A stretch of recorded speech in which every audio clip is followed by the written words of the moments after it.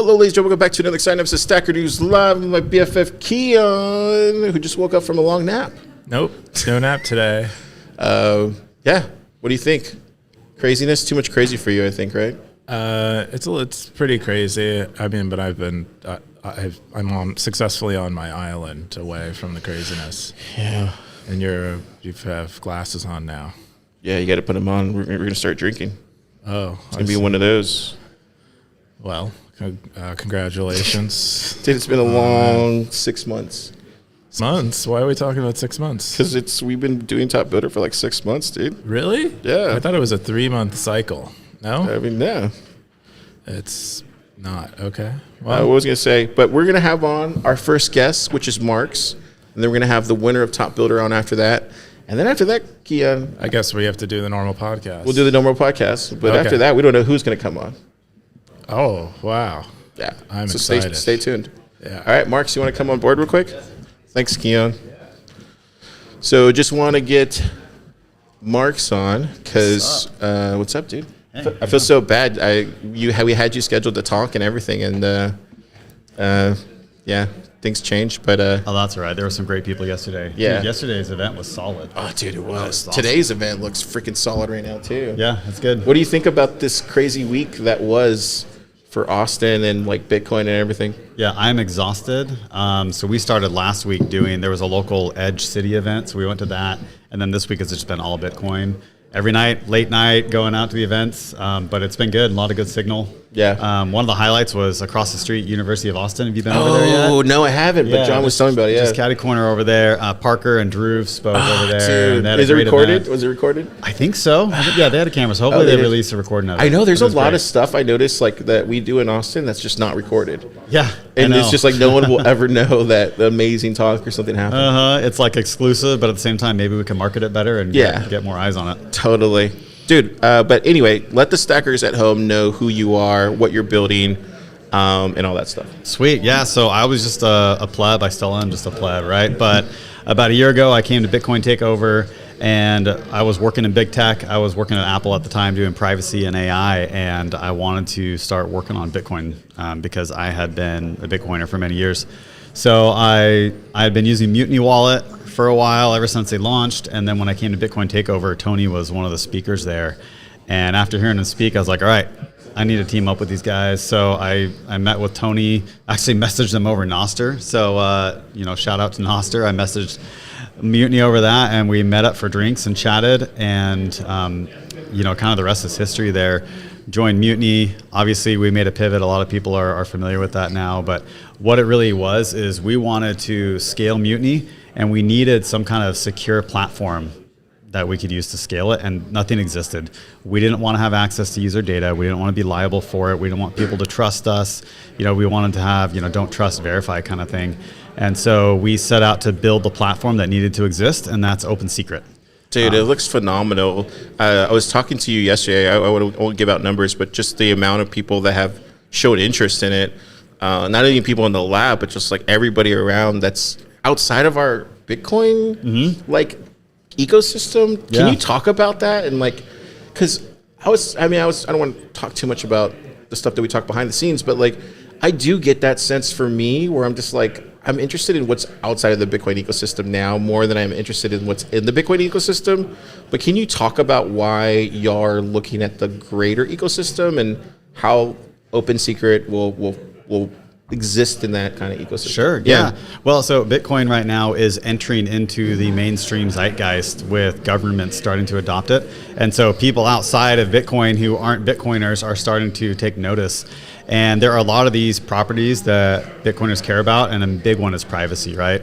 And the talk I just gave at the takeover right now was about how privacy is essential for open markets and for an open society.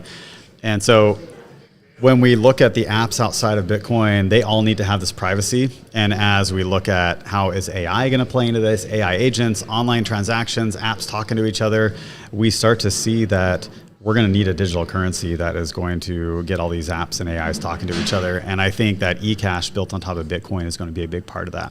And so kind of the excitement and fervor that we have is we have over a dozen developers already talking to us. Nice. I come from the mobile development world. Prior to Apple, I was building just apps Nice. at different companies. And so have a lot of contacts there. And about half the people we talked to were super stoked about it. The other half were like, we kind of like monetizing our user data and selling it to advertisers. So we're not going to get them right away. Maybe they'll come around later. But there's kind of two things. There's one, there's app developers who care about privacy. So they're like all in, let's do this. But then there are also app developers who realize that they're holding on to this giant liability. So user data in the cloud is a big liability. We have data breaches, and it causes a big problem for the users and for the companies.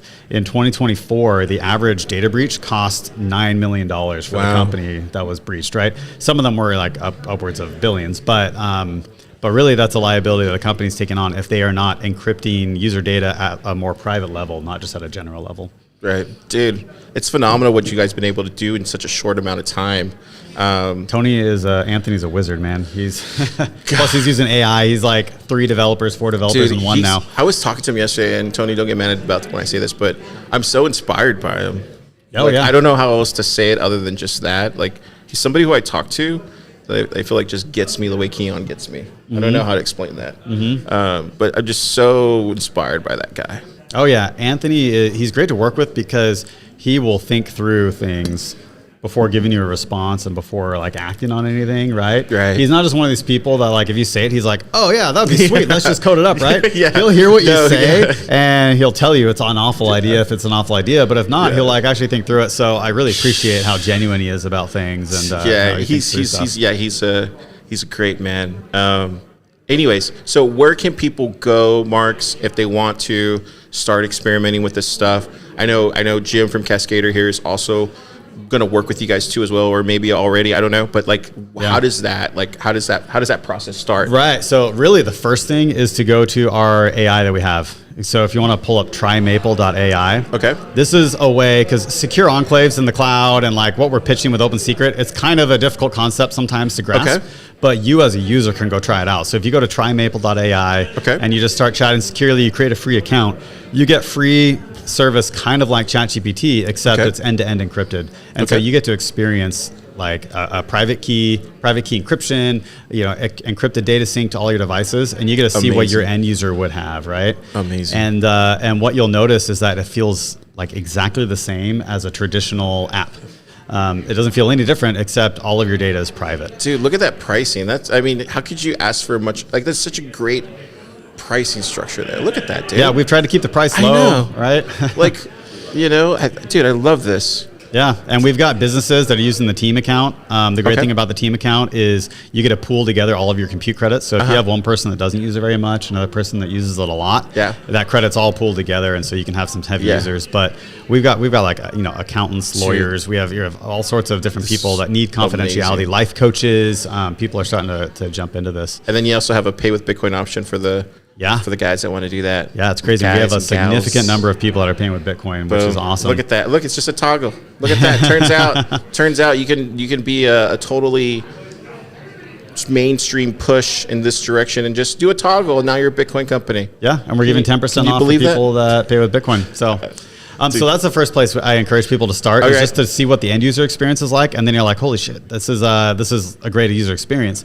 But then if you are a developer and you want to build with us, you can go to opensecret.cloud and join our waitlist. Amazing. And it's not going to be very long to wait. We're just building out the self-service portal so that they can like jump in and start going on their own.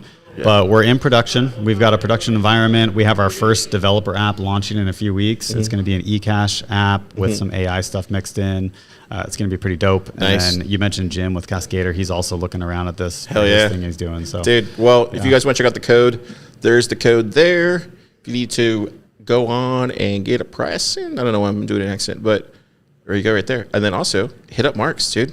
He's the guy. Yeah. Dude, thank you. I never said thank you, but thanks you for doing Top Builder, like doing a workshop with us, and not a workshop, but like a mentorship. Like, thank you for doing that. You had some great builders in the cohort this year. It was awesome. I just appreciate you and appreciate what you've done for my friends and turning this thing around. It's phenomenal, man. Yeah, well, right back at you. Appreciate all you're doing. You're building a good community here. We're trying. Yeah, we're trying.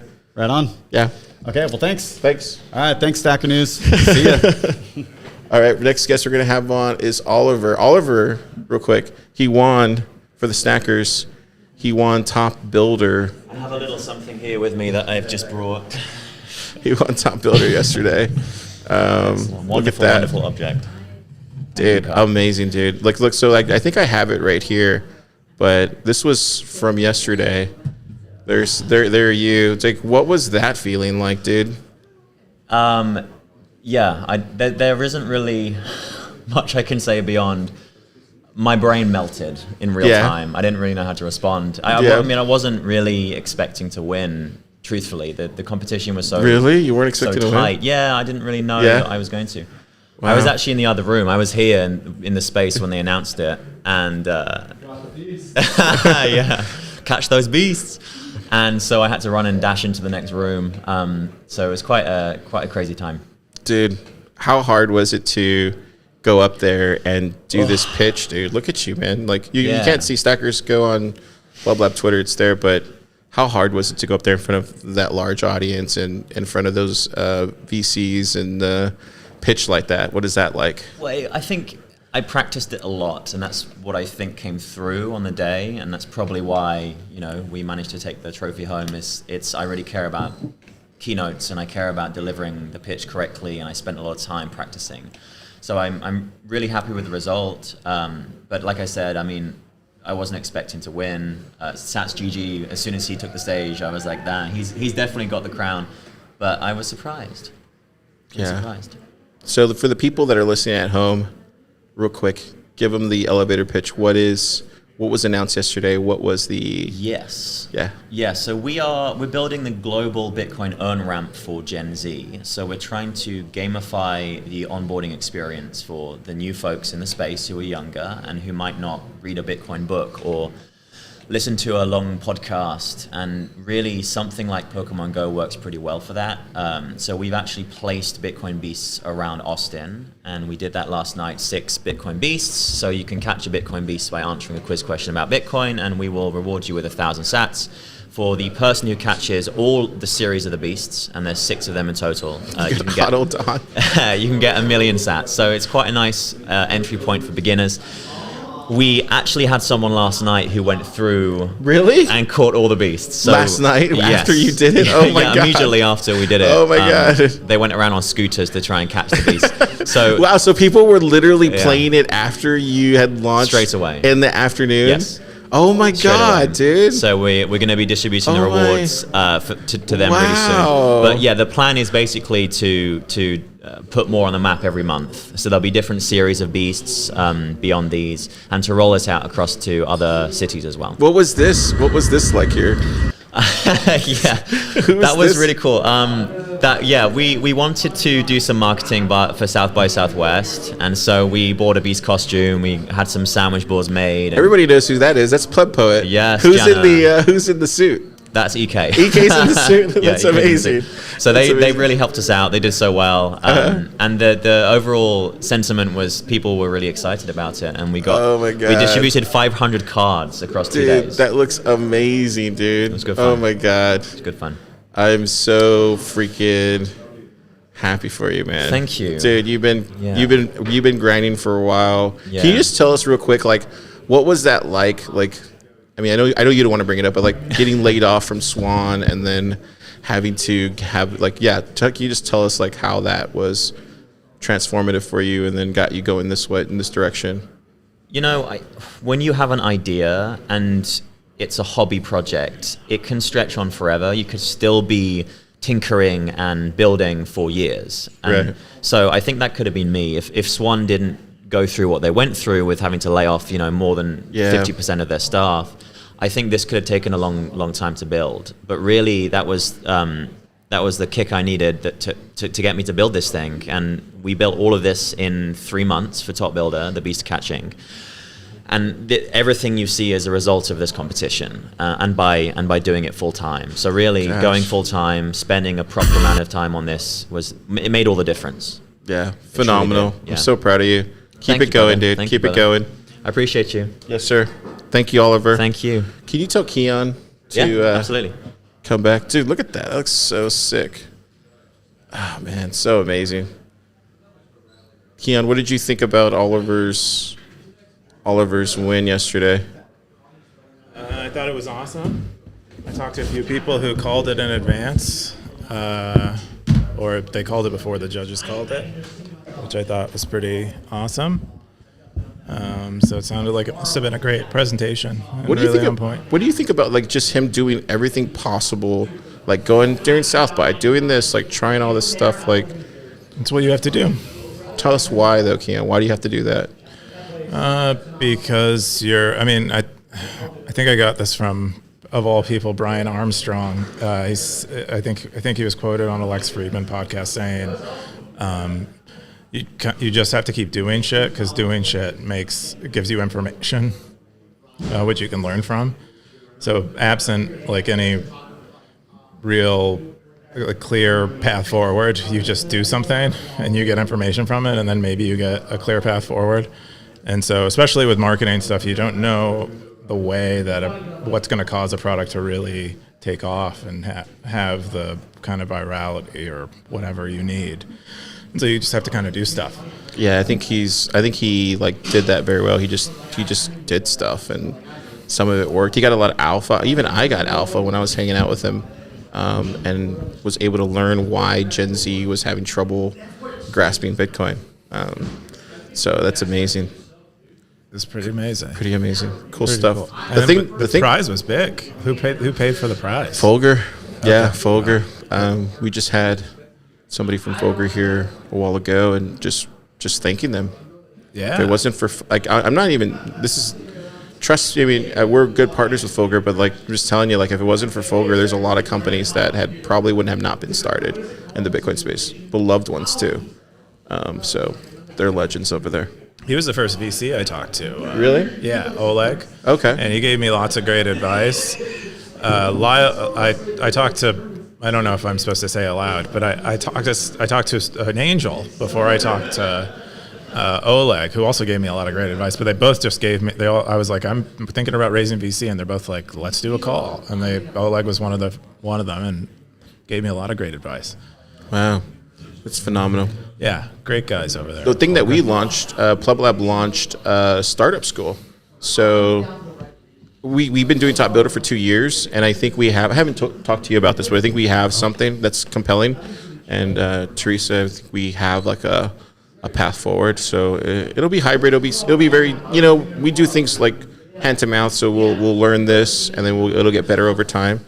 But I think this feels like the next natural step. If anybody's interested, go here, fill up a type form. It's different than Top Builder. It's not the same thing. And just answer some questions. And yeah, so I just want to share that with the stackers. Right on. And with all that, let's jump into, or actually before we do that, how was your week? How was my week? It's been a great week. It's like it's kind of busy. It's like having a bunch of people who your roommate invited over, like staying at it's like your roommate invited over, they're like family, and they're like, second degree and third degree family, and they're all staying in your house. That's what it feels like, because there's like a bunch of events going on here. Wait, so you say it feels like Thanksgiving. Can you have me a Pacific? Yeah, but your roommate is having Thanksgiving. You're just kind of... Oh, I see what you're saying. You're just in the house while your roommate is having Thanksgiving, Yeah, that's kind of weird. Oh, so it's like you're like in a. Yeah, I see what you're saying.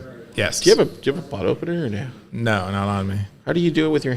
Don't you normally do it for me? No, I see what you're saying. You're like, I see what you're saying. I think it's been fun, dude. I'm having a blast. Like, I love. Yeah, but you're like an extroverted person. Yeah, I love people. For me, it's like... I love people. I love people too, but an introvert, it sucks your energy rather than, gives you energy. So I have that going for me, where... I actually get energy from people. That's what... And then I get too much energy. That's what extroversion is. And then I'll get to a point where I'm just like talking... Someone's definition of it. I'll talk to this person, talk to this person, and I just get like so like... I don't know what that is, like Roadrunner. Just want to talk to everybody. Yeah, I think that's called manic. It's like a natural high. Yeah. It's a great thing. I don't know. It's also a curse, because when you're not around people, you're kind of like... Well, but you can always be around people. That's true. The people are everywhere. That's true. This is true. It's harder to get away than be around, I think. Okay. Anyway. With that, we're going to jump... How about you? How was your week? It was good. We had like I said, I've been grinding for like 6 months with Top Builder Season 2. Dude, huge shout out to Armand for, helping us build that this year. So shout out Timestamp. But after that, like this past, I guess since the end of February, I've just been grinding out Startup Day. Yeah. And, the price going down hasn't helped. So we found a way to make it work. And it took a village. A lot of people at Unchained and at the Commons have helped us tremendously to put on the show. So just grateful for them. And then we just, we did our best to show a good presentation yesterday. And I think when I was talking to Teresa, she said we had about the same amount of numbers that we had last year, which was our biggest event last year. So I think overall, were we up last year as far as the attendance for Startup Day? Were we up last year? From last South by? Yeah, so from year 1 to year 2, we were definitely up, and this year we were about the same as last year, so still strong. Okay, still strong. So yeah, it sounds like it's. But I'm not really here.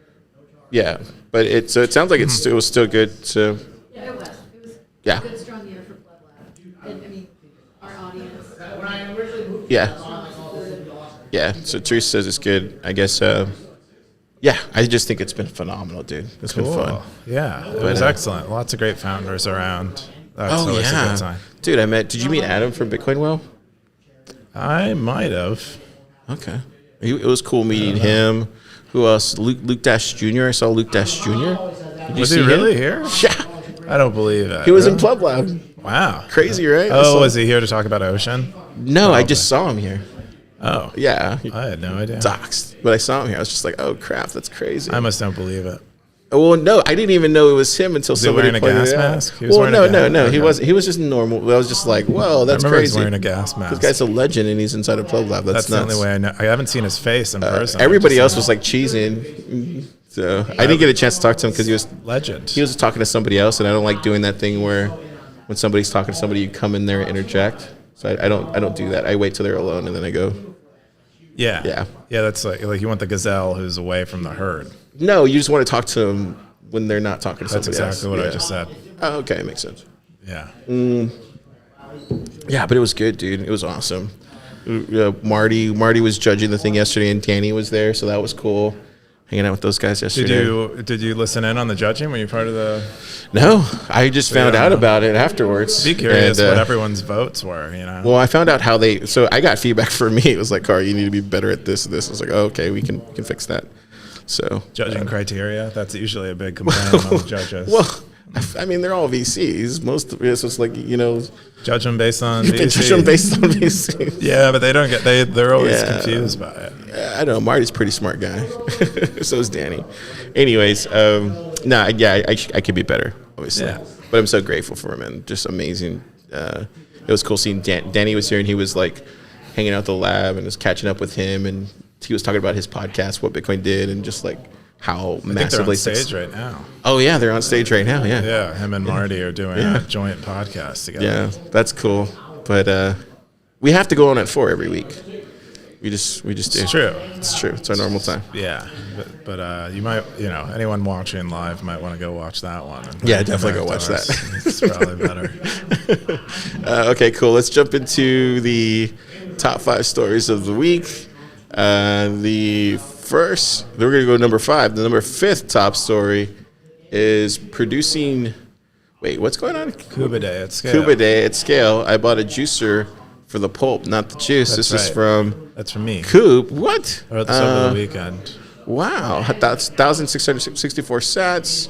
This might be our top food and drinks. What is this? Are they our only top 5 food and drinks one? What is this? So my name Cuba Day comes from a Persian meat dish, which is Really? Yes, This whole time? We've talked about this before. No, I've never heard this before. Okay, but Did you know that, Teresa? He said that his name came from a dish. It's that dish right there. It's a Coop. Yeah. See, Teresa knows. Yeah. It's a Persian meat dish. They take ground meat and they mix it with onion pulp. And I wrote a post about how to get onion pulp more efficiently. And so that's what the top 5 story is. And the post is about me using a juicer. like I use the juicer for the opposite of what it's intended for, and most discarded the juice and kept the pulp. And Is this it right I here? can make cube a day more efficiently. Yeah, cube a day more efficiently. There's onion dip, onion bread. Yeah, I was thinking about the ways I could Onion use it because we hush didn't have meat. I pulped these onions. I was Onions in a excited. casserole tub. I didn't check for meat. So this is me, like, so I'm like Forrest Gump right now, asking Bubblegump, like, hey, what is this? That's funny. Yeah, That's hilarious. And then this is it. that's onion juice. That's Onion, not pulp. what do you think about that? Onion juice? What do I think about it? Yeah. But what do you think about it? Would you chug that? It's She not said- very good. And she we said- we tried making like lemonade out of it. I put like sugar in it to see if it would taste. Yeah. onion You know juice who and you know who sugar. would you know who Not would good. love that, Keyan? Who? Francisco. So Francisco's obsessed with onions. No way, really? Yes, yes. He puts onions in everything. Oh. Yeah, you should tell him. I don't know what that would do to your system to have that much onion. Probably a lot. Because onions are really good for you. In fact, they're Really? Oh. They have so if you had tuna fish with onions, you would be fighting old age wrinkles in your skin and gray hairs Nice. because of copper and selenium. Ah, copper and selenium. Yeah. The top comment is from Aardvark, who says that you can drink onion juice as a Wow. a remedy to sleep disorders. And there's actually evidence supporting sleep disorder remedy. So that's pretty amazing. I cool. will say just shout out to Johnny Ochoa, who was the chef for Oh yeah, Johnny. I forgot. Major shout out, Johnny Ochoa. He literally fed everybody for the past week. tallow infused with garlic oil. It is Wow. What is that again? Tallow. garlic infused tallow from Johnny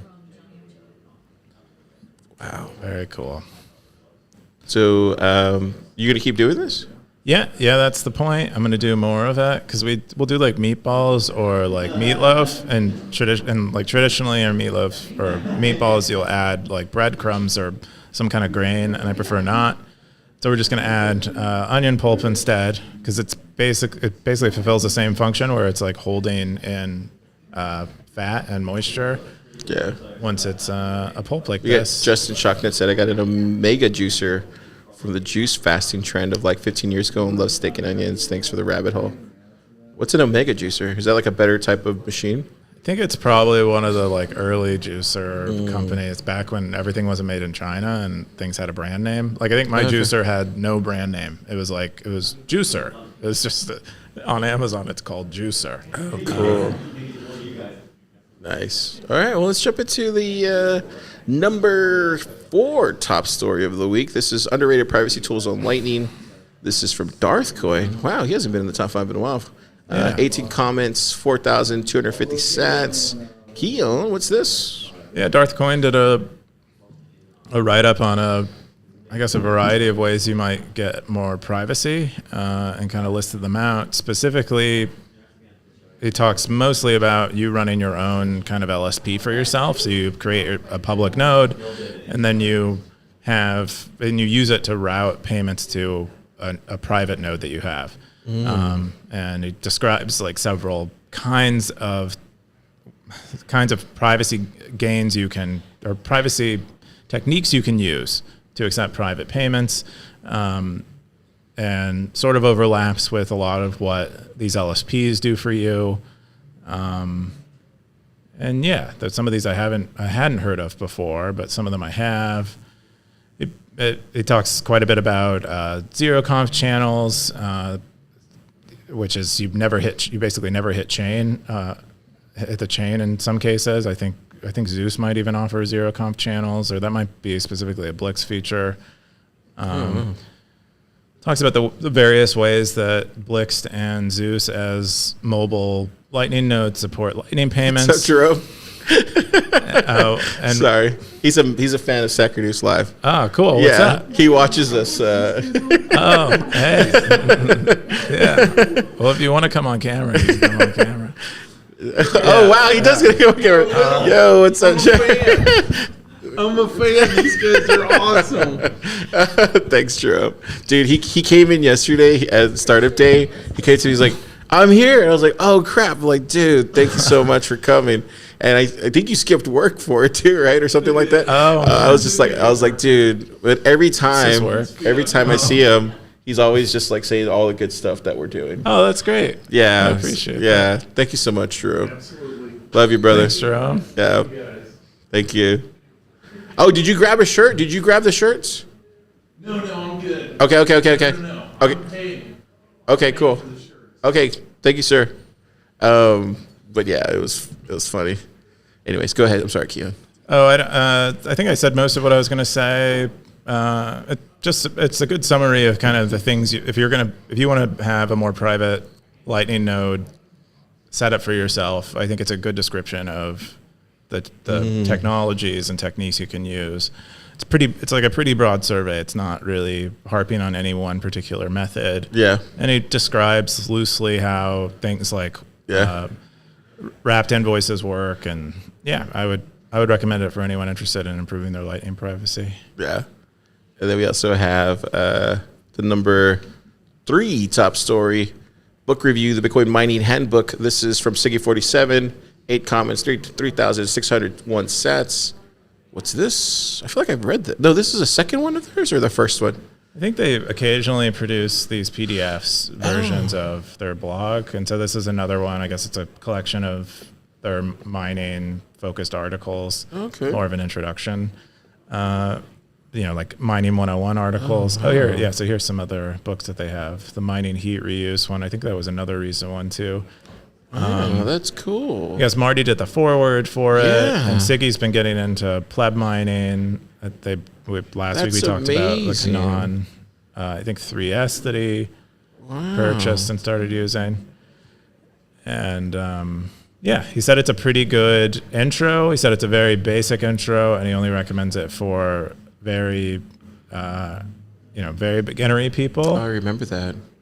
But yeah, he liked this snippet that was in there, which has circulated quite a few times. Have you ever really looked up Ford, like as far as like everything, like some of the sayings that he has said? I was telling Teresa about one earlier today. Yeah. He has this great quote. I don't want to screw it up. I'll probably screw it up, but it basically talks about I forget it. Anyway, so much. I feel like he had such a wealth of knowledge that just most people don't know. Did you know he tried to make a flying car? I believe it. I mean, he's a very successful businessman, and probably it seemed, got very ambitious and, seemed very dedicated to doing a variety of things. I mean, I think he was purchasing land in South America for rubber, and Fordlandia is this thing in Brazil where he was planning to do build a city, like a sort of a factory city, and there are books written about it. You can go visit it. I think it got somewhat created. But yeah, a really interesting figure. Yeah, and part of the story, Ford's story that might be interesting for people is like hearing his early story and how righteously he was failing for a long time before succeeding. Do you know how he sold his first car? I do not. So he was able to surprise people because there was this vehicle that went fast, and he couldn't match the amount of speed that went. But he said that he was going to be able to beat it in like so many days or whatever.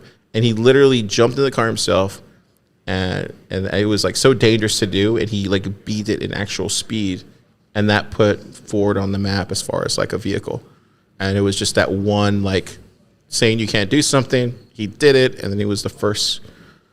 I forget how the story goes, but it's been a while since I've looked it up. But another interesting anecdote about cars is I guess some of the earliest cars before Ford, I think they actually put fake horse heads on the front of them to make people feel more comfortable. Oh no! Yeah, driving them around because they were so used to crazy. A horse and buggy that they put horse heads on the front just to feel normal. But that died out because as things do that are just kind of emotional copes. Cool. I feel like we're running through these fast, but let's do it. The number 2 top story of the week is the Pleb Economist. Number 5, S-coins are part of Bitcoin's Gartner hype cycle. This is from Simple Stacker, 4 comments, 22,000 sats. Keyan, what's this?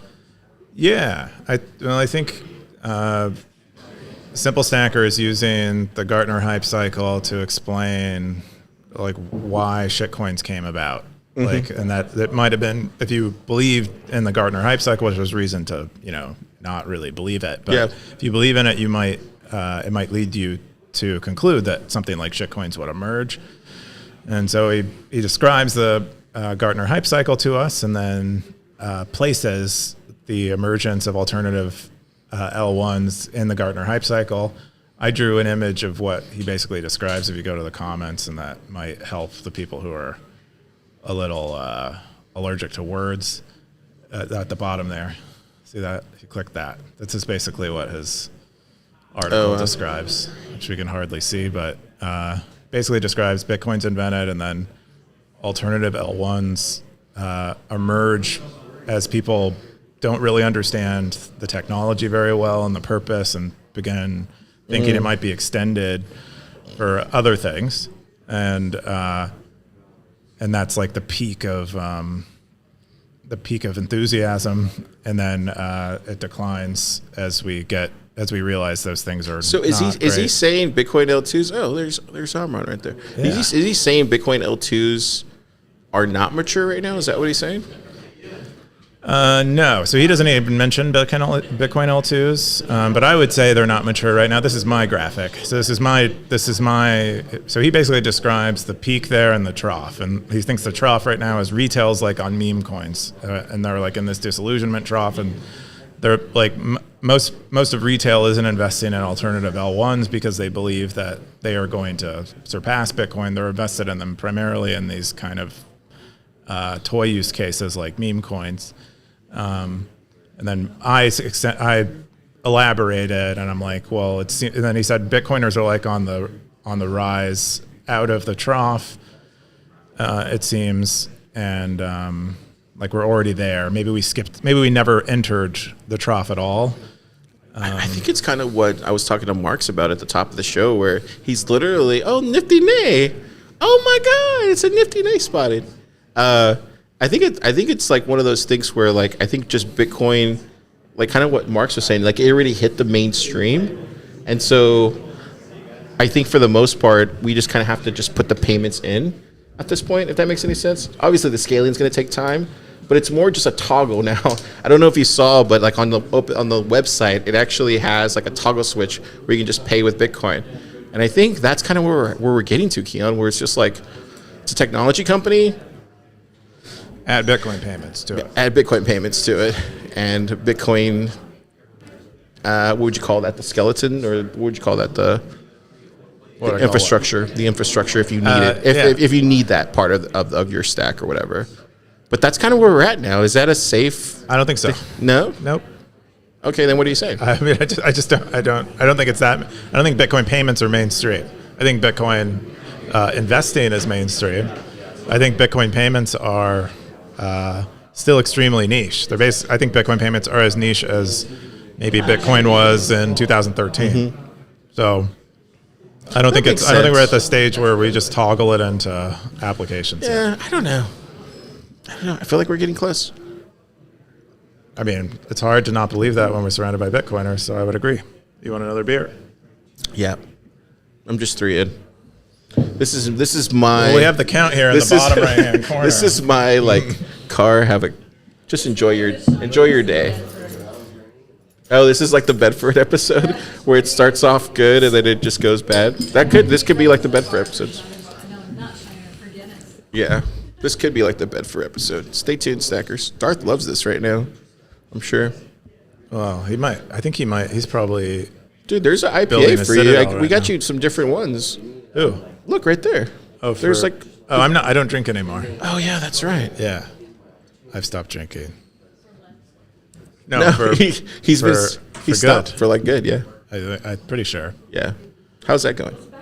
Good. There is no backstory, really. It just I didn't. I just felt like I wasn't getting anything from it. Yeah. Yeah, not really. I mean, it's nice in a social situation because it's kind of like a binky for an adult. Yeah. Yeah, but I'd prefer just to go cry. I think for me, like I can go months and like, not drink. And then whenever it's like celebration time, I'm like totally there. Do you know what I mean? Oh, I definitely know what you mean. Yeah. I would drink once a month. Yeah. But when I drink, I couldn't stop drinking really, and I just keep drinking and drinking, and I didn't like that. Oh, there we go. Party starting. Cool. Where are we at? Oh, we got the number one top story. So let's jump into that. The number one top story. What do you think it is? But before we do that, we're going to go to Stacker News Live. If you haven't subscribed to this, you probably should. Some people like it. I was so busy, dude, I forgot to post up the SNL episode until like Tuesday. It was just, wow. yeah, sorry, Stackers from last week. Sure This one should go up tonight. So, Wumble's been killing it. But if you haven't subscribed, hit subscribe. We'll jump into the comment. I don't know, do we have comments? Oh, yeah, so we'll jump into the comments later. Go over to YouTube, hit subscribe there. Or actually, let me go to Stacker News Live here. I'm sorry. There you go. Do you remember when I took that picture of you? The one at Capital Factory? Yeah. Yeah, I remember that. That's the one that we used there. But yeah, check it out. Hit subscribe. Apparently, we have 335 subscribers, but there's like 57% of people that watch the show but don't hit subscribe. So they need to fix that. That's all I'm saying. They need to, you mean YouTube? People that are watching should fix I that. see. Hit that subscribe button. They should change their behavior. Hit that subscribe button. That's all I'm saying. Okay. With all that, let's jump into the number one top story of the... Wait, is this number one? Yeah. This The is number number one one. top story of the week is, should Mars have its own Bitcoin chain? This is from Scoresby, March 13th, 34 comments, 25,000 sats. Keyan, what is Scoresby talking about this week? Yeah, so this is a thought experiment. Trying to get to the real question underneath the thought experiment is Bitcoin because of its consensus rules, or is Bitcoin because of its history? And so given we have a colony on Mars and they're trying to use Bitcoin and it doesn't really work for them, would they be shitcoiners if they forked Bitcoin and had their own Bitcoin with the same consensus rules? Or would we consider that okay because really Bitcoin is about the consensus rules? Or is there something about Bitcoin's history that is so special that it can never be recreated, and anything that forks it, even if the consensus rules are the same, it's a shitcoin? And so that's kind of the... So what do you think? I don't. So I believe this is another Voskuhl inspired post, because Voskuhl, I think, holds the opinion that the consensus rules, proof of work, the consensus rules are kind of what make, and no pre-mine are kind of what make Bitcoin Bitcoin.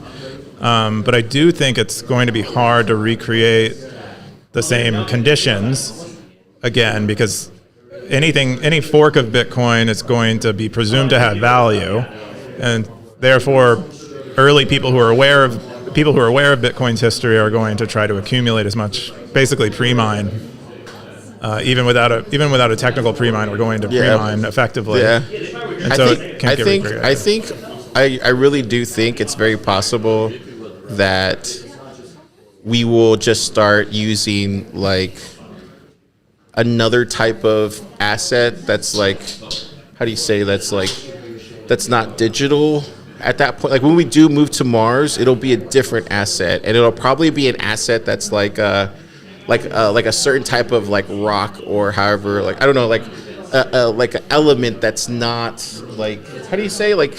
So you don't think we need digital money on Mars? No, I'm not saying that. I'm saying that if we ever do get to like multi-planet, like what do you call that? Like I'm like 3%, like multi-planet species or whatever.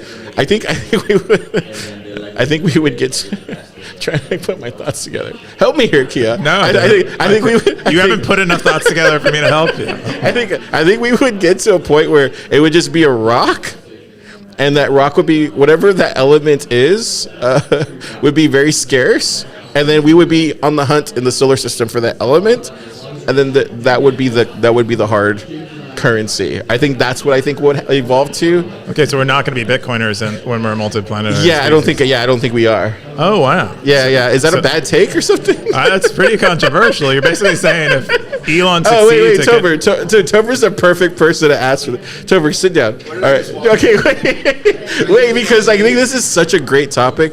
I'm sorry, Keyan. I'm all over the place. You are. You're putting up with drunk dad right now. I'm sorry. It's okay. Thank you. But Damn, Keyan's got that like angry dad vibe. no, it's me because I'm annoying when I'm drunk. But Keyan, can you explain this to Topher real quick? Does Mars have its own Bitcoin chain? Yeah. Yeah, it's gonna be. I mean, it's gonna be hard to for Mars to interoperate with the normal Bitcoin network, and it's just a thought experiment. And it's asking if Mars creates its own chain with the same consensus rules. Maybe they don't call it Bitcoin anymore, but they call it something else. Is that a shitcoin, or is that? Or is it still, basically a Bitcoin because Bitcoin is the consensus rules, or is Bitcoin its history, and there's something special about Bitcoin's history that makes it Bitcoin, and anything that doesn't have that history is a shitcoin. And so that's kind of the thought experiment. This is like a Voskuil. This is like a premise on. I know Scoresby is like going through some of Voskuil's ideas right now. I haven't read this post, but I know this argument. So yeah, what's your? I'm gonna share my position, but afterwards you go first though. Well, I mean, yes, like Mars would have to have its own blockchain, and it would not be Bitcoin. It would be Mars coin. I don't think it would be a shit coin because unless we have faster than light communication, which we might, maybe we figure that out. But until then, like you literally can't, you technically can't have people on Mars that use the Bitcoin blockchain on Earth. There's just too much of a lag. Like you just won't be able to stay up to date with the network. There's so many attacks that could happen just because of the delay. Lightning wouldn't work. So many things wouldn't work. Even hashing, like you couldn't mine Bitcoin on Mars because you would always lose. You would never be able to find a block. So you would have to have your own chain. Okay, but does that mean? But you think what makes Bitcoin is its consensus rules? It's not just it's its hash power. Okay. Consensus rules can change, but it's its hash power. So if it's Mars, its network and its hash power. if Mars coin has more hash power, does that make it effectively Bitcoin? Well, no, because that hash power will never be able to compete on Earth. Okay, but you wouldn't think of Mars people as shit coiners. They would have their own Bitcoin and be Bitcoiners, just Martian Bitcoiners. Yeah. So I mean, this is my technical take. Is that Bitcoin is Bitcoin because proof of work really can't be done more than once because it's too easy for miners to just you're going to have a clear winner that's going to have the vast majority of hash power. And if anybody tries to create an alternative currency based on proof of work, miners can just go to that alternate chain with this insurmountable amount of hash power and just absolutely attack the chain and destroy it, which is what has happened with Bitcoin forks. When miners get bored and they have extra hash power, go attack other chains. What if they get some ASIC? What if Mars is using some ASIC resistant hashing algorithm? Yeah, so you would have to have like a completely different consensus algorithm than proof of work through hashing. Damn, I just realized I had you on mute the whole time. Oh. I just unmuted you. Okay. Well, now that the world can hear me. Can you say that all over again, just summarize? Yeah, okay. To summarize that whole long conversation that just didn't get captured. Yes, no, it would not be Bitcoin. Yes, it would be another currency. It would be identical to Bitcoin, I guess, if you want to go that route. And it's unless we invent faster than light communication, it's the only way you can legitimately have another proof of work chain that is able to live alongside Bitcoin, simply because of the distance between the two planets and the amount of time that it takes information to travel. The hash power on Mars would not be able to compete in the Earth hash rate market and vice versa. So they would be separated by distance, and so they could live independently. So why not start? Why don't we start another proof of work chain with the same consensus rules on Earth to scale Bitcoin? Well, because then you have like what happened with Bitcoin Cash and Satoshi's vision, where But they don't have the same consensus rules, though. they don't have the same consensus rules, but they have the same proof of work, essentially. Mm-hmm. And even if you sort of change the software a little bit, like if the underlying architecture of the chip that you're using to do the hashing is fundamentally the same, Okay. they can just change their software, compete on the other chain with far more hash power, and then just attack the chain. But what if that wasn't true? What if we intentionally went about, for scaling Bitcoin, we created an ASIC resistant hashing algorithm, and that's how we scale Bitcoin. Would that be shitcoinery, and somehow on Mars it's not?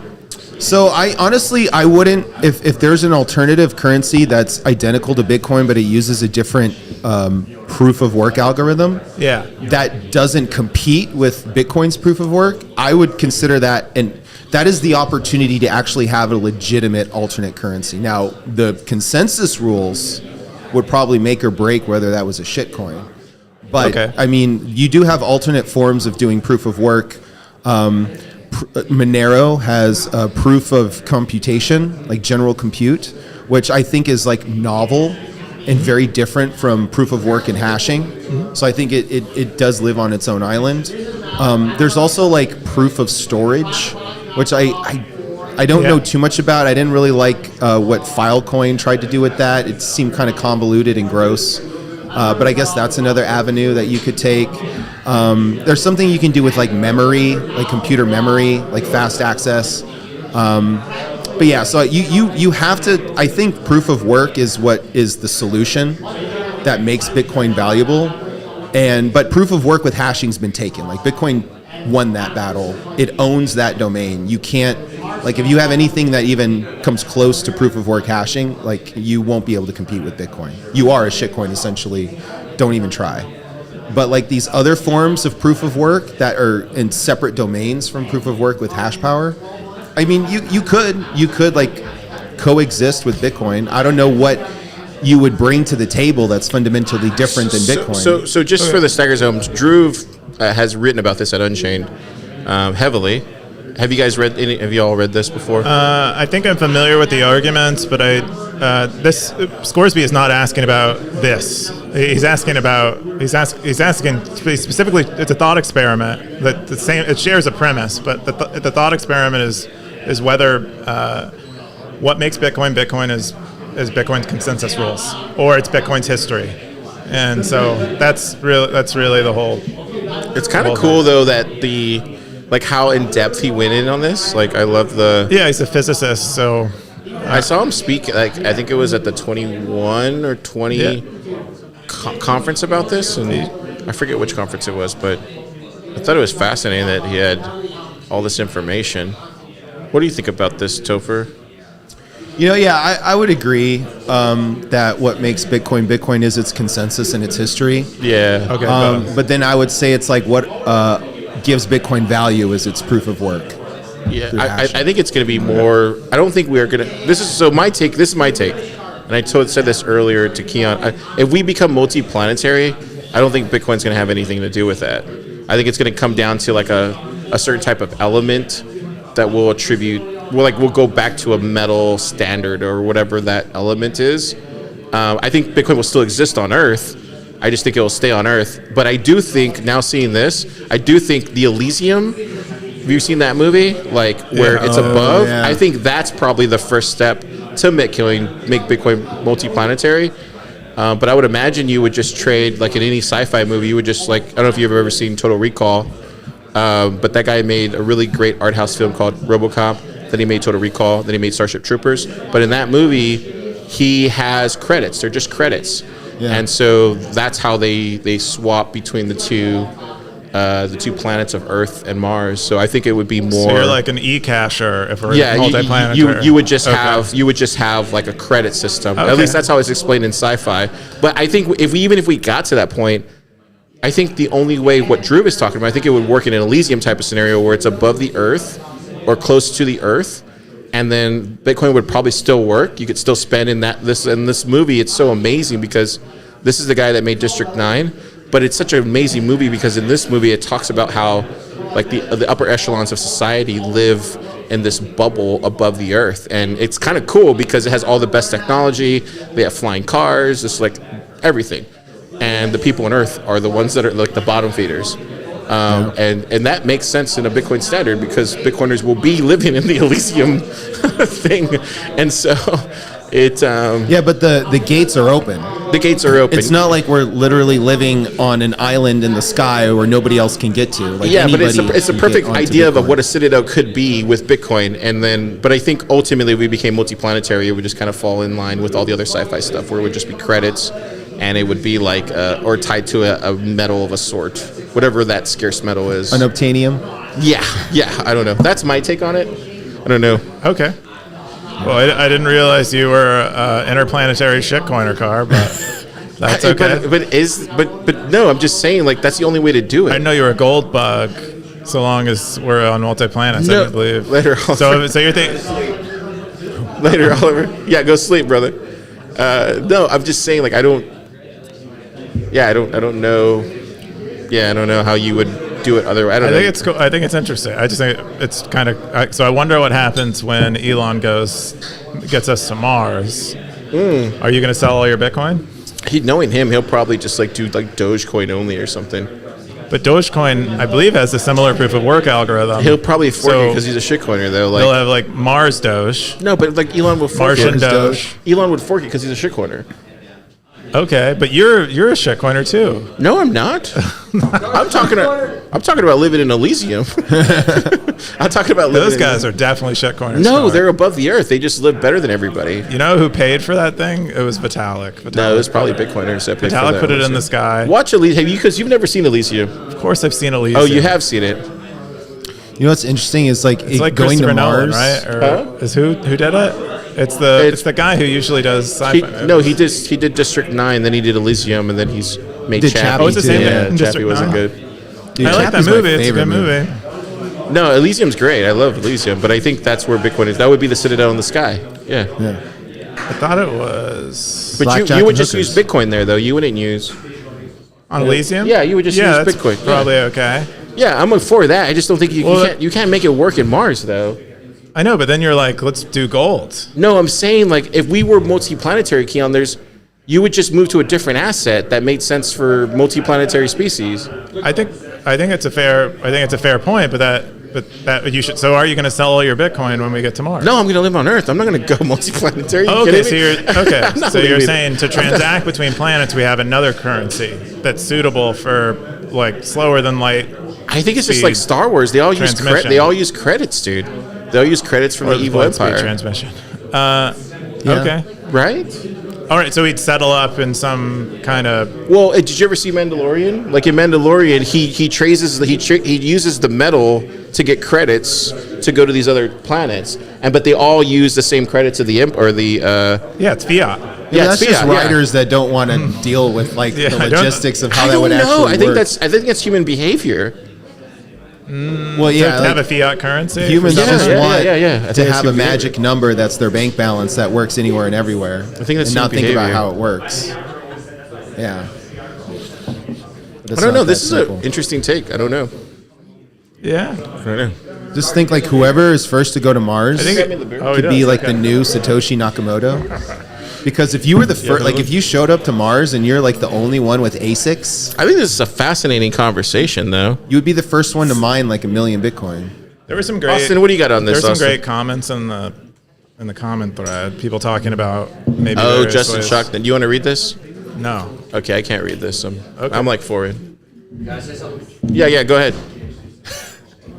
I have no idea what y'all are talking about, but I always thought that like you would need to start Bitcoin on Mars from the Genesis block. It's not that you could like have Mars and Earth Bitcoin interoperate, but you would just realize that Bitcoin is the right way to create money, and so it's like the first person there to establish it. So what makes Bitcoin is the consensus rules and not its history.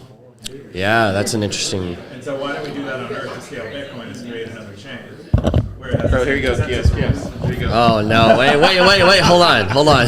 You've been tricked. Walked right into that one. I just walked into a trap. It's a trap. All right, to you. Yeah. Any other Topher- thoughts? Topher, Topher, you got a final thought? I said my piece. I'm good. I think he said that any hashing algorithm, any ASIC can be converted to do another hashing algorithm. Is basically his argument. Like all of that hash power can be turned into hash power in another chain and then subvert its like security. I don't know much about ASICs and hashing and how they're designed, but I suspect you could probably have a real ASIC buster of a hashing algorithm, at least for the current architecture. Obviously, they have all the energy infrastructure in place and the supply chains, but I would guess. I mean, it'd say a Blake 3 proof of work algorithm. You would have to buy completely new hardware and chips, right? Maybe it's like it. What it comes down to is like, what are the actual operations that are being done on the chip? Yeah. And so as long as they're different enough that you can't take an existing ASIC and just convert it over to the new chain, then you're okay. Okay. Yeah. Yeah. I don't know enough about them, but I figured, yeah. So is that a shitcoin? It has Bitcoin's consensus rules. If that's what makes Bitcoin, then. But on Mars, are you a shitcoiner if you do the same thing? What is the what? The thing is that like if I show up to Mars, if you can show me the hash, right? Like if I show up to Mars, it's like what options do I have? It's like I can use the digital whatever Mars dollar, or it's like if you have a proof of work chain on Mars and I can verify it and I can make sense of it in the way that I make sense of Bitcoin. And I can validate that there's real work and real energy and that it's scarce. It's like, I'm down. And is it a shitcoin? It's like, well, I guess so. Because it's not as good as Earth Bitcoin because it doesn't have the history, but it's the best we have on Mars, right? I mean, we're all going to Mars for like the 3-titty prostitutes anyway, right? All right. Oh wow, that's a real burn. That's a real burn. I felt that one. Girlfriends on the internet beforehand? Yeah, so I think, so final thoughts, just real quick. This is a great, I think this is one of my favorite Scoresby posts. Such a great post. Has nothing to do with the 4 beers you've drank. No, I'm just saying it's such a 15 great, minutes it's such a great conversation to bring up with Bitcoiners and how like everybody has a different idea of how to do it. So that's why I mean by it's like such a great post. It should be an all-time post for sure. Yeah, no, it gets to a final really thoughts? interesting question. Final thoughts? I don't have final thoughts. Final thoughts, Topher? I think everyone's a shitcoiner When do we here. get Bitcoin in Uranus? Final thought is Mars. You can do that today with an open. My final thought is like, what aliens can just come along with their advanced technology and just fucking shit out ASICs and like hook it up to a Dyson sphere and just totally wreck our economy. Or like plebeian earthling economy. Oh, wow. I hope they don't do Dang. That's such a bummer. that. Yeah. All right, with all that, let's jump into That's my Keyan's top stories of this week. Keyan, what's this? Yeah, this is a Bitcoin wallet. I guess the coder who coded it calls it a toy, but I think it's a really interesting Bitcoin wallet where it has like several security levels in it. So it starts out at a custodial level, and then it allows you to then open your own Lightning channels once it hits a threshold, and then once that Lightning channel Oh, gets I big saw enough, this. Yeah, I then saw you this can this go. week. Then it has an on-chain hot wallet in it, and then when that gets enough Bitcoin in it, it then like prompts you to go into cold storage. And so it's like several Bitcoin wallets in one. And I thought it was a really cool creative idea because normally a wallet comes out and it has one security level in it. And it kind of assumes that you're going to use other wallets for the other security levels. And instead he's like, why don't we just do it all in one wallet? And it's just, I think it is, it's a very early product. And but I just thought it was a really cool design and idea. Yeah, he's using a bit of a strikeout, I think. What do you think, Topher? It's a cool concept. I mean, that's kind of like what eCash was trying to do, have those different levels of custody. Yeah, you could probably use eCash with this too. Can we use this in the States or do they block it already?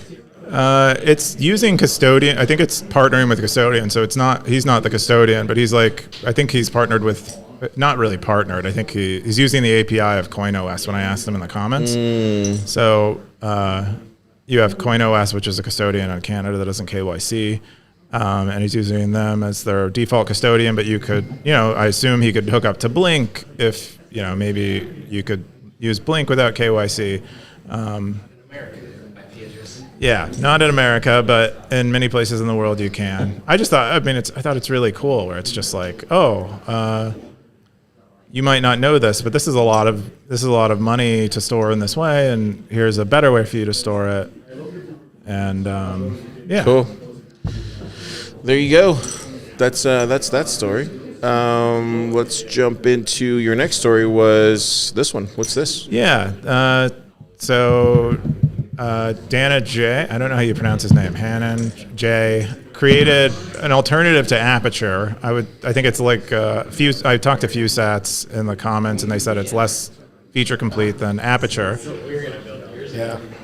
But he basically built L402 and like Aperture-like features into Nginx, which is a reverse proxy that most people are using to sit in front of their servers. What'd you say? Who was going to build this a couple years ago? Oh yeah, me and Nick were gonna build this like a couple of years ago. What happened?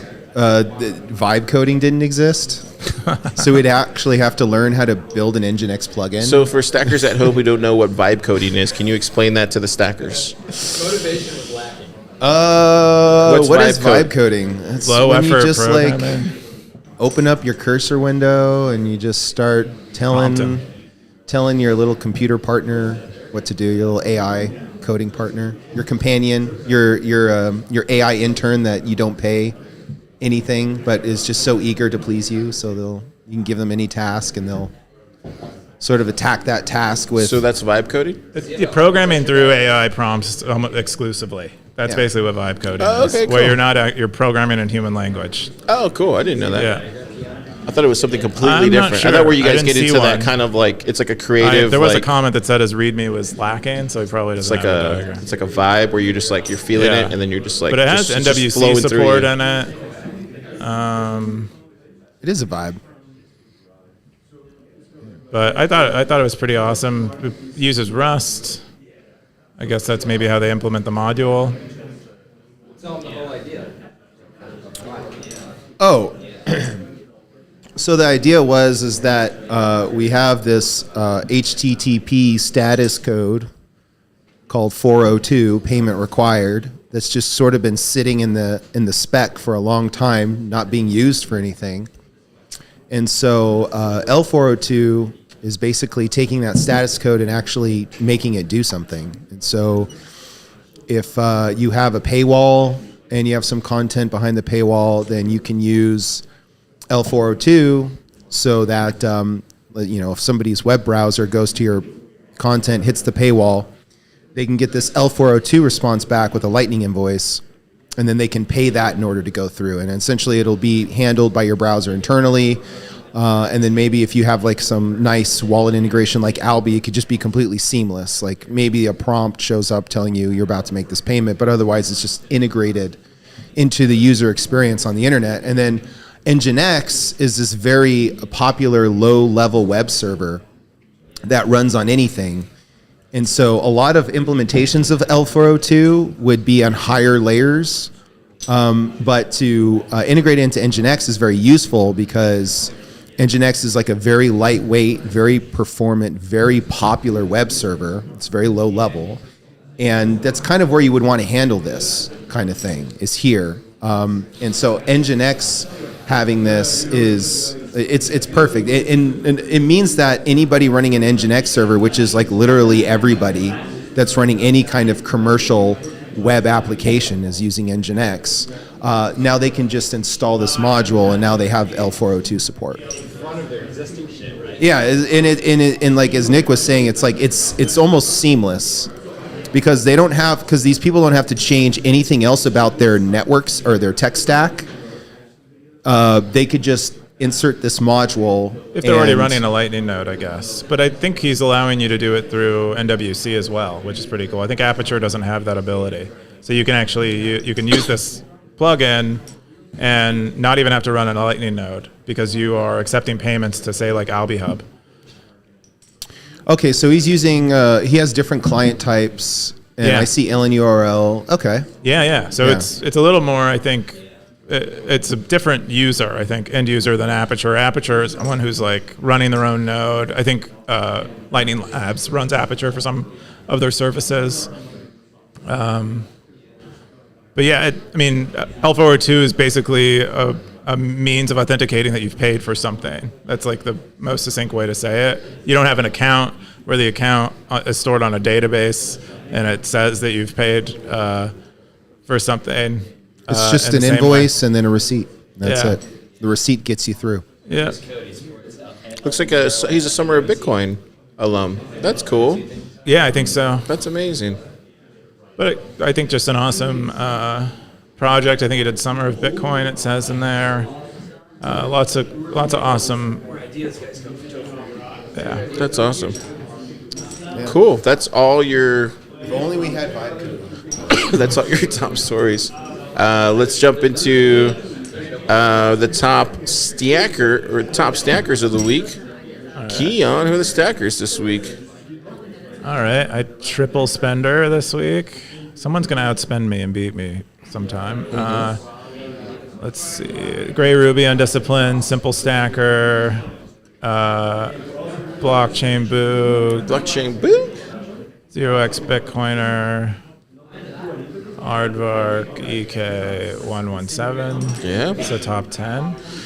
Let's Predictable group. let's jump into the most popular segment in Bitcoin. So popular. Everyone's going to switch from the Danny. Everybody's switching right now from the other live shows that are going TFTC. on to the Cowboy segment. Yeehaw! Yeehaw. Cowboys. Okay. Well, This is my caricature. looks like we haven't moved at all in terms of Cowboys. Looks like the existing gang is still together. And I'm probably almost at 2 years of a cowboy hat. I guess undisciplined. I feel like me being on this side you is keep throwing a me cowboy off. hat It's throwing me requires off. even on vacation. Yeah, 100% loser. You got a script running? I don't have a somewhere? grant, so I actually have to work. I don't have to. Wait, I missed. What was going on? All right, we're keep going. talking Keep shit going. about Keep going. grants. Keep going. There isn't much to go. This is the whole. That's This how, is it. That's This is why it, huh? this segment is so exciting. It's literally a moment of just like That's looking why. at the screen. But apparently, like it is exciting. Apparently, to some people. EK's No, but there. I think they like how EK's short, at 35. sweet, Look at and that. simple it is. Look at that. EK's Okay. at look. Webster's at 42. Whew. Webster's at 42. Cars at 55. Who's at 69? Whew. Oh, PlebLab's at 69. Oh, dude. Nice. That is hilarious. Wow. Did you know that before? I did not. That's hilarious. That was weird. That was weird, bro. Oh, Tristan. Oh, dude, I forgot I mentioned Tristan launched something this week. Where was it at? He launched his Let me drop it. browser plugin. Drop it like it's hot. Oh, yeah, right here. This one here. Did you see this? No. Yeah, is it this one? hang no, on. I liked his browser plug. I thought that was it, though. I'm not. He's creating a custodial Bitcoin wallet. Yeah, but I'm trying to like lower this thing. Cool. But I liked his browser extension. Oh yeah, but let's talk about this real quick. Okay. I didn't Building see this. Numus. How do you pronounce that? I'm sorry, Tristan. I'm drunk. Numus. Tristan's Numus, like, maybe. Tristan's like, I know car. It's like Greek or something. Yeah. What do you guys think about that? I don't know. I haven't read Topher, this. what do you think, Topher? Is it okay if we talk about it, guys? I don't or no? know if he's pivoted from what he wanted to make originally. I think this is how he's starting. I love him putting everything like out there like this. This is a good Tristan. thing to This do. is like beautiful, dude. Keep doing it. Yep. What do you think, though? Just got to keep at it. He's so good at design, dude. Look at this. He's so good at design. I love how simple that is. It's like he's channeling car right here. What do you guys think? No? It looks good. Yeah. Win dark mode. Oh, there it goes right there. He has it running. Look, he has it running. Is it working? He has it running. Is he using Breeze? What's he using? I think he's doing a custodial wallet. I think is what he said at one There you point. go. But Uh-huh. this doesn't look custodial at all. So Uh-huh. maybe it's not. It's probably using Breeze, right? Might be using BDK. I think it said up there what his stack was. Keep doing it, Tristan. I love this. Really clean. Activity. Roadmap is, so he has roadmap. It's on his GitHub. And he's still right now testing ENV for resend. What does that mean? Testing environment. Oh, okay. Interesting. He says building Numis. Is it Numis? Tristan, change the name, dude. Numis. It's a cool name. Numis. I don't know. is a cool Numis? Yeah, it's unique. It's okay. Well, has proven both challenging and rewarding. Maybe I'll grow to love it.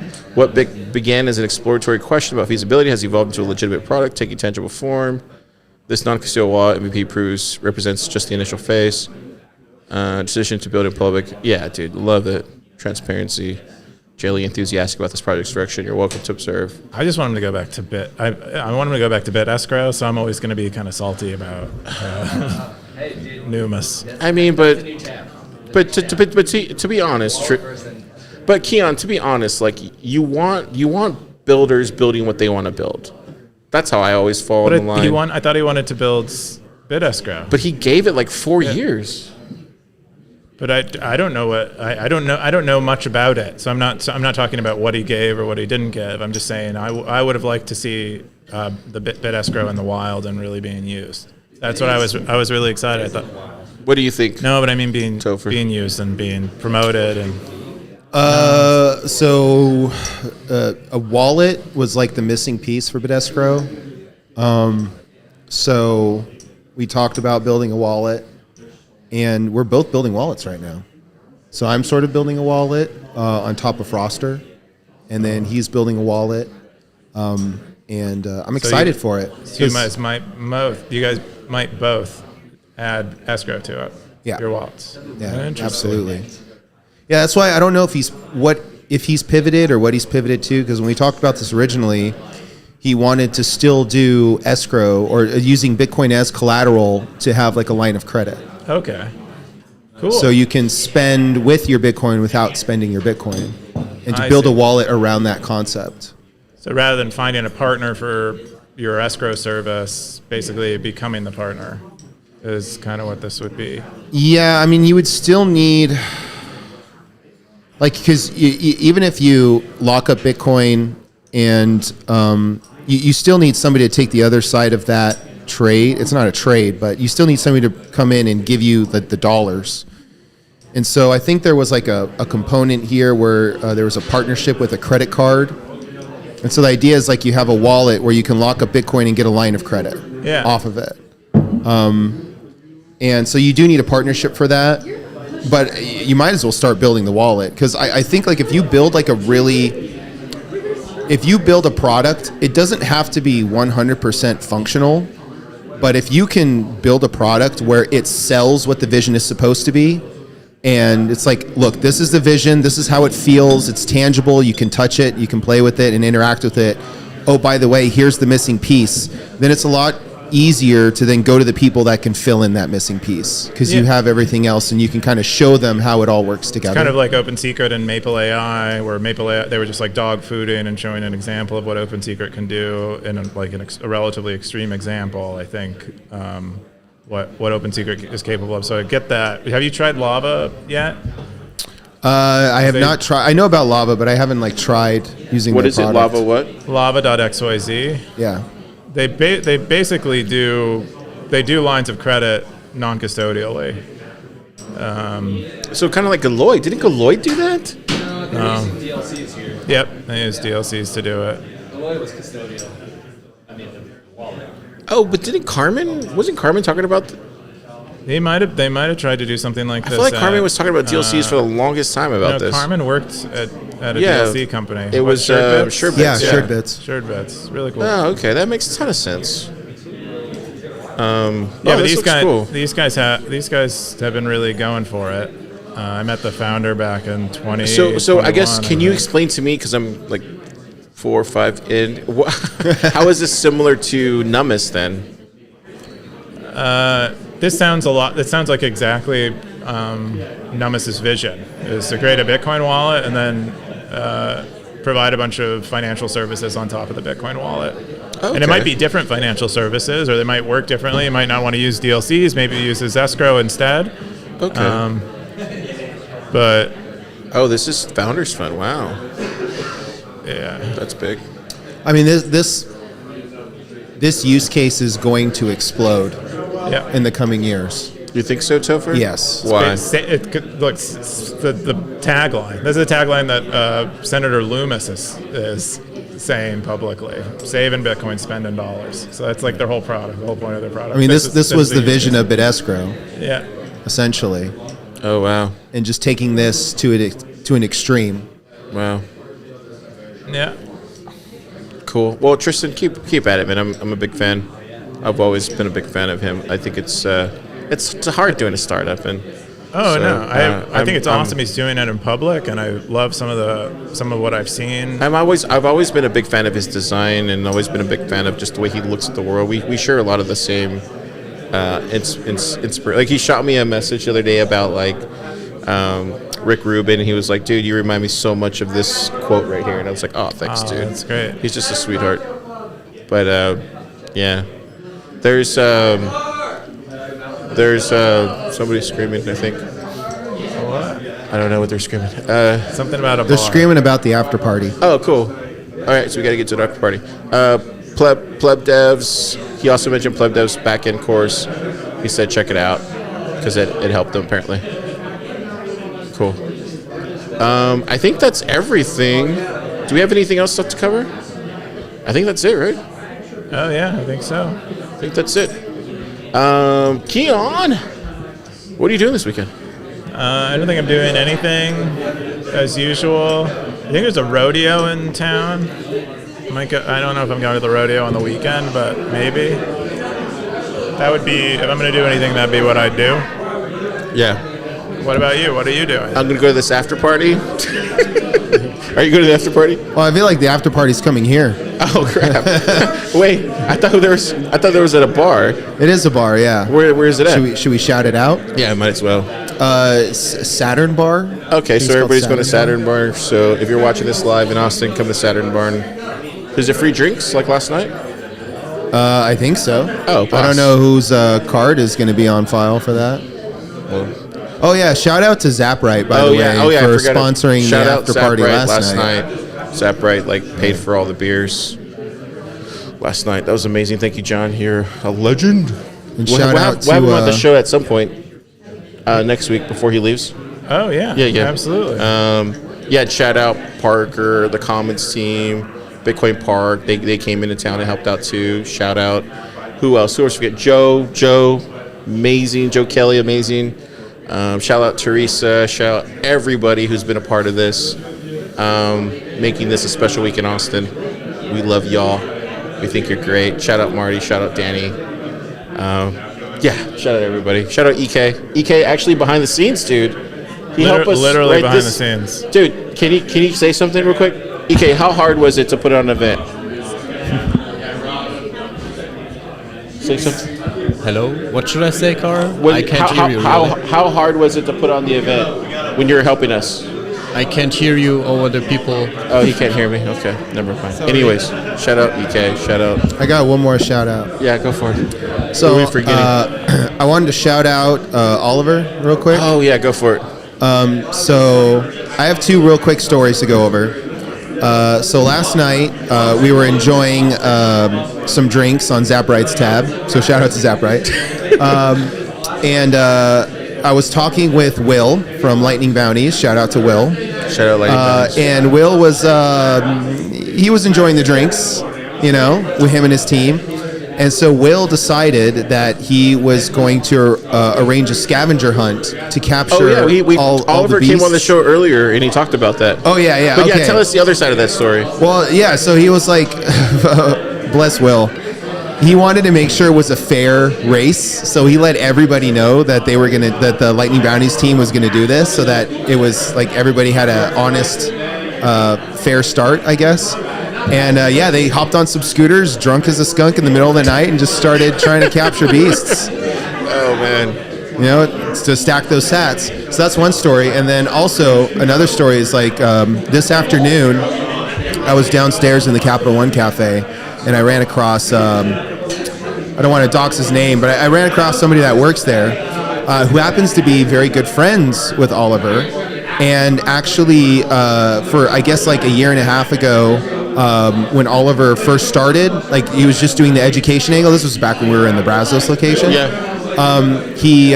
Marty was like one of his first testers of his app. Yeah. And I already doxed him. Sorry, Marty. But anyways. Oh, I thought you meant Marty Bent. No. Oh, okay. But anyways, yeah, he was telling me that like everything that he knows about Bitcoin was through Chippy.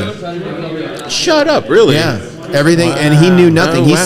said that like only thing he knew about Bitcoin was that it was a scam, and he just all he ever heard was the FUD that you hear on I know mainstream Marty media. downstairs. Yeah.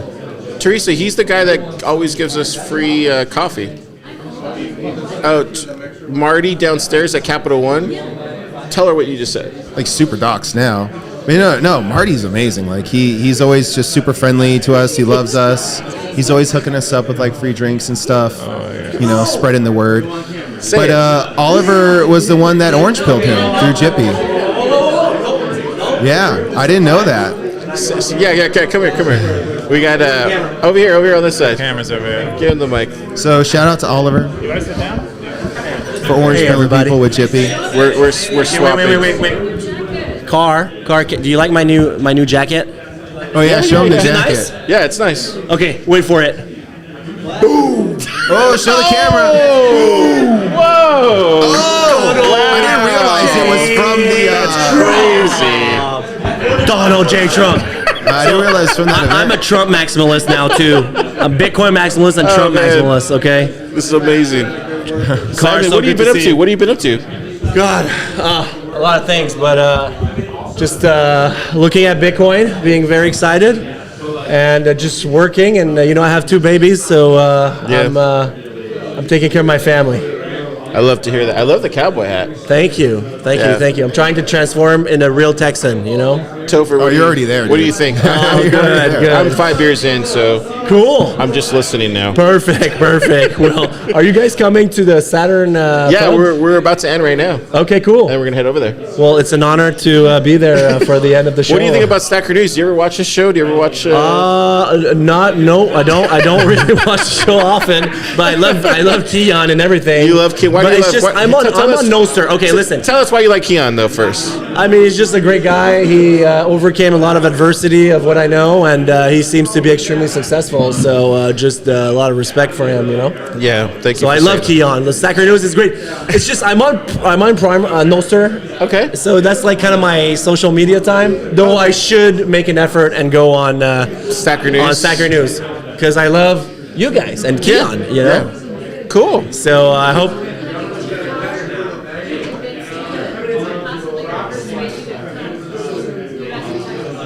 Yeah, well, it was PlebLab, Like, I came to Austin because of PlebLab. So maybe I would have went to Miami. Oh God. I can't imagine you in Miami. No, I know. I'm really from Texas. Yeah. So, so that's it. So thank you, Car. Thank you, Keyan. Thank you, We're gonna end Keyan. it here. Thank you, PlebLab. Anybody No, else? thank you, PlebLab. Anybody else? Got any final thoughts?